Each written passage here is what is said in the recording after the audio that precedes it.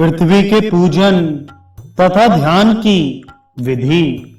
नारद जी ने कहा, भगवान, पृथ्वी का किस प्रकार ध्यान किया जाता है? इसकी पूजा का प्रकार क्या है और कौन मूल मंत्र हैं? संपूर्ण पुराणों में छिपे हुए इस प्रसंग को सुनने के लिए मेरे मन में बड़ा कौतूहल हो रहा है, अतः बताने की कृपा कीजिए। भगवान नारायण कहते हैं, मुनि, सर्वप्रथम भगवान वराह ने इस पृथ्वी की पूजा की। उनके पश्चात ब्रह्मा उसके पूजन में संलग्न हुए। तदनंतर संपूर्ण प्रधान मुनियों, मनुओं और मानवों द्वारा इसका सम्मान हुआ। नारद, अब मैं इसका ध्यान, पूजन और मंत्र बतलाता हूँ, सुनो। ओम ह्रीं श्रीं वसुधाय स्वाहा। इसी मंत्र से भगवान विष्णु ने इसका पूजन किया था। ध्यान का प्रकार यह है, पृथ्वी देवी के श्री विग्रह का वर्ण स्वच्छ कमल के समान उज्जवल है। मुख ऐसा जान पड़ता है मानो शरद पूर्णिमा का चंद्रमा हो। संपूर्ण अंगों में ये चंदन लगाए रहती हैं। रत्नमय अलंकारों से इनकी अनुपम शोभा होती है। ये समस्त रत्नों की आधारभूता और रत्न गर्भा हैं। रत्नों की खाने इनको गौरवान्वित किए हुए हैं। ये विशुद्ध चिन्मय वस्त्र धारण किए रहती हैं। इनके मुख पर मुस्कान छाई रहती है। सभी लोग इनकी वंदना करते हैं। ऐसी भगवती पृथ्वी की मैं आराधना करता हूँ। इसी प्रकार ध्यान करने से सब लोगों द्वारा पृथ्वी की पूजा संपन्न होती है। विप्रेंद्र, अब कण्व शाखा में प्रतिपादित इनकी स्तुति सुनो।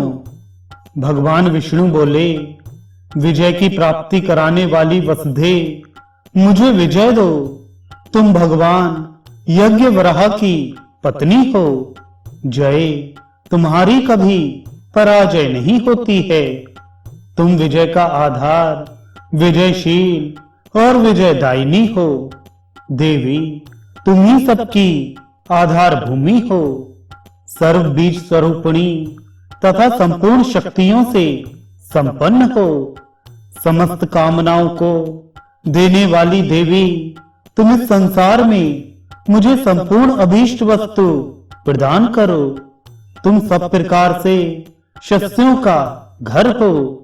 सब तरह के शस्यों से संपन्न हो।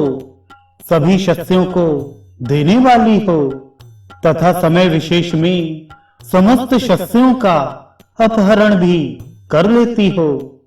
इस संसार में तुम सर्वशस्य स्वरूपिणी हो। मंगलमयी देवी, तुम मंगल का आधार हो। मंगल के योग्य हो, मंगलदायिनी हो। मंगलमय पदार्थ तुम्हारे स्वरूप हैं। मंगलेश्वरी, तुम जगत में मुझे मंगल प्रदान करो। भूमि, तुम भूमिपालों का सर्वस्व हो। भूमिपाल परायणा हो तथा भूपालों के अहंकार का मूर्त रूप हो। भूमिदायिनी देवी, मुझे भूमि दो। नारद, यह स्तोत्र परम पवित्र है। जो पुरुष पृथ्वी का पूजन करके इसका पाठ करता है, उसे अनेक जन्मों तक भूपाल सम्राट होने का सौभाग्य प्राप्त होता है। इसे पढ़ने से मनुष्य पृथ्वी के दान से उत्पन्न पुण्य के अधिकारी बन जाते हैं।